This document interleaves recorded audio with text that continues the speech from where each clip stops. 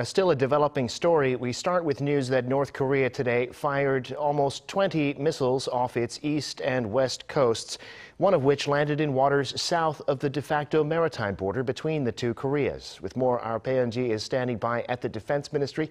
Eun-ji, what's the latest?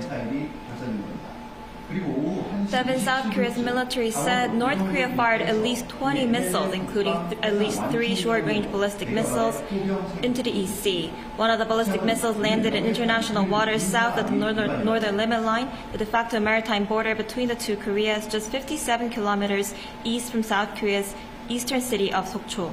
The Joint Chiefs of Staff said this is the first time that a missile has landed close to South Korean territorial waters since the two Koreas were separated in 1948. This is very unusual and unacceptable. Our military declares that we will be responding firmly.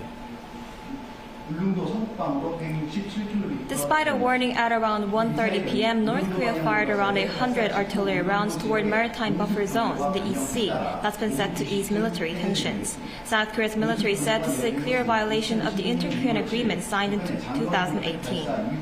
In response, South Korea's military fired 3 precision-guided air-to-surface missiles from F-15K and KF-16 fighters toward international waters north of the NLL. Right, Eun-ji, the official we just heard from a minute ago in your report said it was unusual and unacceptable. It was a little bit hard to hear. Clearly a very serious situation and a step up in terms of provocations from North Korea. What's been the response from the South Korean presidential office? Well, Devin, shortly after the launch, South Korea's President Yoon Suk-yeol called an emergency meeting of the National Security Council. Yoon criticized the North, calling it a de facto violation of the South territory, and said the regime will need to pay the price for its provocations.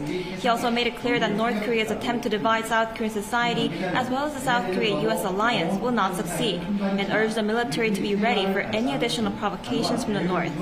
Those at the meeting agreed that this clearly showed the anti-humanitarian side of the North Korean regime, with such actions being carried out during a period of national mourning, following the incident that took place in Itaewon over the weekend. Back to you, Devin.